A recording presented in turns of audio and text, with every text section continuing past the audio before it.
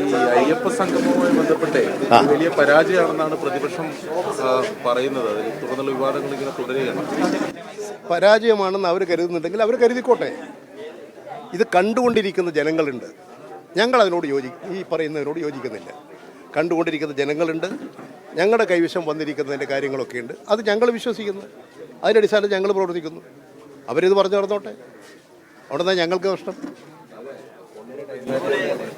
വലിയ തരത്തിലുള്ള ഒരു UDFിന്റെ വിമർശനം അതുപോലെ പരിഹാസ്യമൊക്കെ വരുന്നൊരു സാധനം നമ്മുടെ പയ്യന്നൂരിലുള്ള ജോലിസർ പറഞ്ഞിട്ടാണ് ഇത്തരത്തിലുള്ള സംഭവം സംഘടിപ്പിച്ചത്. എനിക്കത്തരമുള്ള ഒരു കാര്യവും എനിക്കറിഞ്ഞുകൂടാ. എനിക്കറിയാത്ത കാര്യങ്ങൾ ഈ ഭാവനയിൽ സൃഷ്ടിച്ചെടുക്കാൻ ഞാനില്ല. ഈ RSSന്റെ വലിയ വിവാദമാകുക അവർ സമാന്തരമായി ഒരു സംഘം സംഘടിപ്പിക്കുകയും അതാണ് യഥാർത്ഥ വിശ്വാസികളുടെ സംഘമെന്നാണ് RSS പറയുന്നത്. ഇനി RSS എന്നല്ല, ആർക്ക് വേണമെങ്കിലും ഇത്തരത്തിൽ സംഗമം സംഘടിപ്പിക്കാം. എന്താണ് ദേവസ്വം ബോർഡ് തീരുമാനിച്ചത്? ഇത് ഒരു അന്താരാഷ്ട്ര നിലവാരത്തിലുള്ളൊരു വലിയ കേന്ദ്രീകരണ സ്ഥാപനമാകണം. അത് കേരളത്തിൻ്റെ താല്പര്യമാണ്.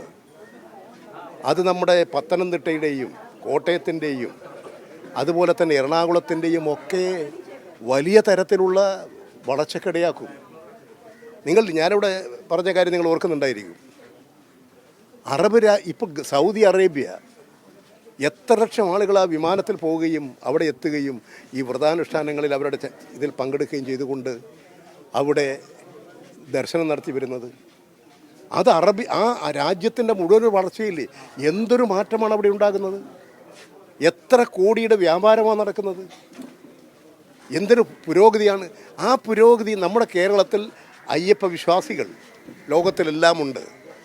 അതിൻ്റെ ഭാഗമായി ലോകത്തിലുള്ള എല്ലാവരുടെയും സഹകരിപ്പിച്ചുകൊണ്ട് ആ ക്ഷേത്രത്തിൽ വരുന്ന വിശ്വാസികളുടെ വിശ്വാസം കാത്തു സൂക്ഷിക്കാൻ, അവർക്ക് സുഖകരമായി വിശ്വാസം കാത്തു സൂക്ഷിച്ച് പ്രവർത്തിക്കാൻ, അത് കേരളത്തിൻ്റെ ആകെ പൊതു താല്പര്യമാക്കി മാറ്റിയെടുക്കാൻ കഴിയത്തക്ക നിലയിലുള്ളൊരു നടപടിയിലേ സ്വീകരിക്കുന്നത്. എന്തിനാ അതിനെ എതിർക്കുന്നത്? സംഗമത്തെ എന്താ ലക്ഷ്യം? ഈ കേരളത്തിൽ നമ്മുടെ കോട്ടയം ജില്ലയും പത്തനംതിട്ട ജില്ലയും എറണാകുളം ജില്ലയിലും ഇന്ന് നിങ്ങൾ നോക്ക്, അയ്യപ്പ ദർശനത്തിൻ്റെ ഭാഗമായിട്ട് ശബരിമലയിലെ നട തുറക്കുമ്പോഴേക്കും എത്രമാത്രം മനുഷ്യരുടെ വന്നെത്തുകയാണ് അയ്യപ്പ ഭക്തന്മാർ. ആ നാട് മുഴുവൻ വെളിച്ചം പകരുകയല്ലേ, ആ നാട് മുഴുവൻ ഉണരുകയല്ലേ. എന്തിനാ ഉണർവിനെ കെടുത്തുന്നത്? എന്തിനാ ഈ 3.5 കോടി മലയാളികളുടെ നാട് ലോകപ്രശസ്തമാകുന്നതിനെ, അയ്യപ്പ ക്ഷേത്രം ശബരിമല അത് പ്രശസ്തമാകുന്നതിനെ എതിർക്കുന്നത്? ഇത് കേരളത്തിൻ്റെയും പൊതു താല്പര്യത്തെ നിഹനിക്കുന്നതാണ്. വിശ്വാസികളുടെ വിശ്വാസത്തെ പോലും നിഹനിക്കുന്നതാണ്. അതുകൊണ്ട് ഇത്തരത്തിലുള്ള നടപടികളിൽ നിന്ന് യഥാർത്ഥ തെറ്റ് തിരുത്തി പോവുകയാണ് അവരെല്ലാം വേണ്ടത്. ഈ സ്ത്രീ പ്രവേശന സമയത്തെ നിലപാടിൽ നിന്നും ഇടതുപക്ഷം അല്ലെങ്കിൽ CPM മാറുന്നു എന്ന വിമർശനമാണ് പ്രധാനമായി വരുന്നത്. അത്തരമൊരു വിലയിരുത്തൽ തെറ്റു പറയാൻ കഴിയുക? ഇപ്പോഴത്തരമൊരു പ്രശ്നം ഇവിടെ ഇല്ലല്ലോ. ഉള്ള പ്രശ്നം പറയൂ. നിങ്ങൾ നൂറ്റാണ്ടുകൾക്ക് മുമ്പുള്ള കാര്യം പറഞ്ഞൊരു കാര്യമുണ്ടോ? ഇപ്പോഴുള്ള പ്രശ്നം ഇപ്പോൾ പറയുക, ആ കാര്യത്തിനനുസരിച്ച് കാര്യങ്ങൾ നടക്കുക. ഇത് ഒരു കാര്യം മുടക്കാൻ ഇങ്ങനെ കണ്ടുപിടിക്കാൻ പുറപ്പെടുന്നത് എന്തിനു വേണ്ടിയാണ്? സതുദ്ദേശപരമാണ്.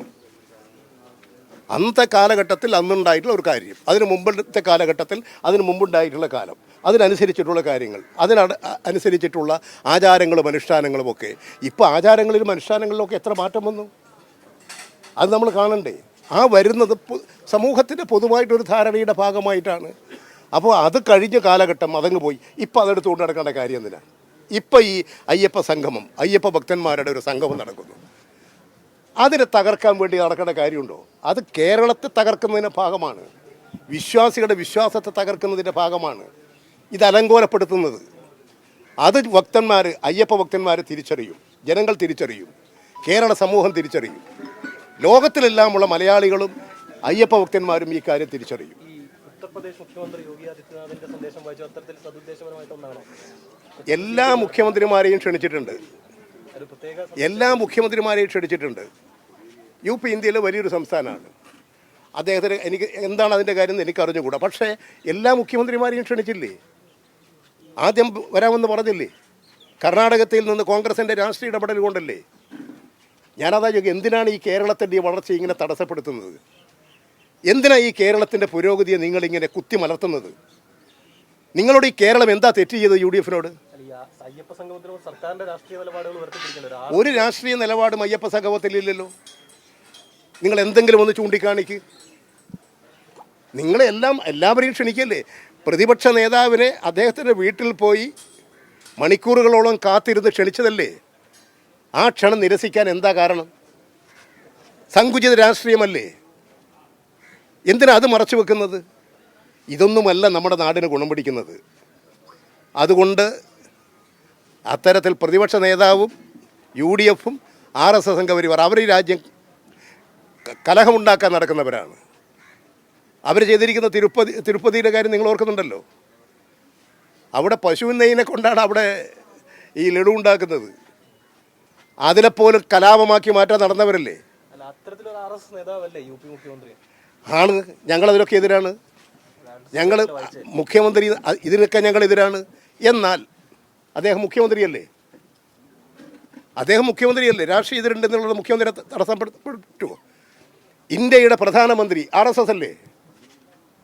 നിങ്ങൾ കാണേണ്ട കാര്യം അവർ ഇന്ത്യയിലെ ഒരു പ്രധാനപ്പെട്ട ഭരണപരമായ ചുമതല നിർവഹിക്കുകയാണ്. എല്ലാ മുഖ്യമന്ത്രിമാരെയും ക്ഷണിക്കുന്നു. എന്തായാലൊരു തെറ്റ്? അതിങ്ങനെ കണ്ടുപിടിച്ച് എടുത്തുകൊണ്ട് വന്ന് ദുർവ്യാഖ്യാനിക്കുന്നത് എന്തിനാണ്? സതുദ്ദേശപരമാണോ?